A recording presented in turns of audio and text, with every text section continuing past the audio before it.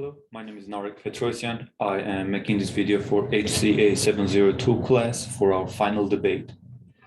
Well, today's topic of debate is single-payer system will cure most ills of US healthcare system, and my job is to oppose to that statement. So here's my introduction. US health system has many issues. Some people think that it's too expensive. Some people think it's unfair. Many people are angry that they are going to lose their coverage at the end of the year. It has a lot of issues. And today, many people are gathered together and many scientists, great minds, got together and they decided to come up with a solution. And one of the solutions that people have suggested is the single payer system. So basically, instead of having many insurances, we'll have only one insurance that would be coming from the government. So it would be Medicare for all, basically. And again, the purpose of this presentation is to bring enough evidence to convince you, to my listeners, that the single payer system is not the best way to go. And instead of curing a lot of issues, it's going to worsen our situation that we have today.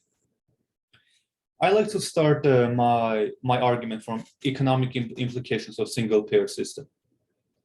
In his presidential campaign of 2016, Bernie Sanders suggested that we should move to a single payer system.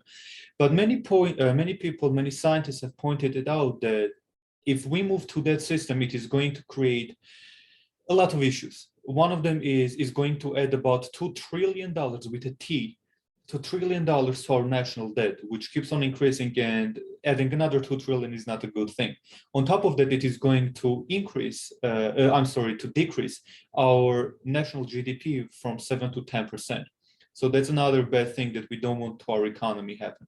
Well, Bernie Sanders thought he has a solution for it, and one of the solutions is to increase the taxes on the corporates and on average Joes like me and you. Well, this is going to have another issue because companies are going to increase their profits by any means possible, and this can potentially lead to several issues such as lower employment rates, or companies might not end up giving the benefits they give. On top of that, this may lead to decreased wages because, again, companies are going to make as much money as they can. That's their job.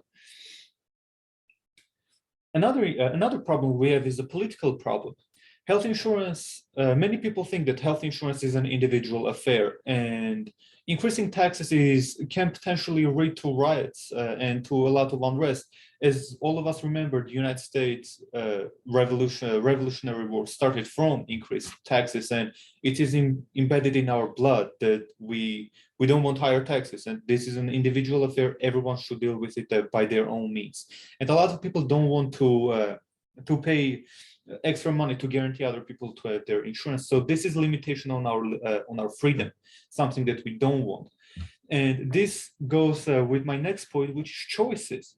Part of our freedom is having choices. About 150 million Americans in the United States are enrolled with throughout many different insurance companies such as HMOs, PPOs, POS, and they get those insurances through their employers. This gives them an opportunity to find an insurance. These choices gives them a possibility to find an insurance that suits best to their needs and wants. And whenever we have only single payer system, this isn't going to happen, and this can cause some healthcare related issues also if the single payer system doesn't have all the systems in place, such as, for example, if someone has a unique type of cancer or has a unique disease that it is not covered by a single payer system, this is going to delay the healthcare, the health needs that those people have, and this can possibly harm those people. The supporters of a single payer system keep on bringing examples from EU and other developed countries that these countries have a single payer system. But many people forget that average tax rate in EU is about 40% compared to 22% in the United States.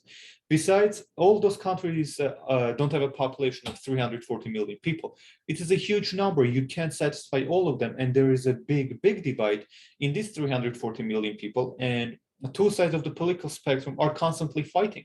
So you can do favor to one side and go to go to a single payer system and ignore the needs and wants and desires of the other people, because this would not be democratic, and those are the basis of our country: democracy and freedom.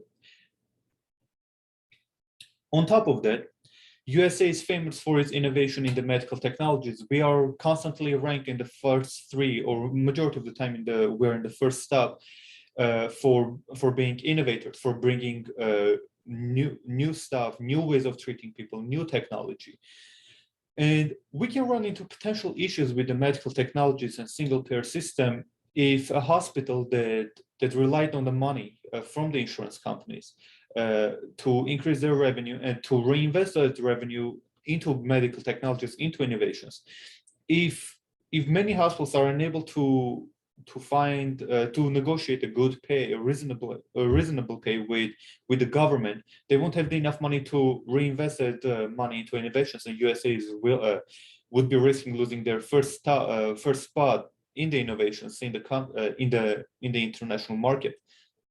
And this also can bleed into our economic implications, which can hurt our GDP and our national debt. So in conclusion, I brought arguments from political spectrum, individual point of view, medical technologies, the freedom that the United States is founded on.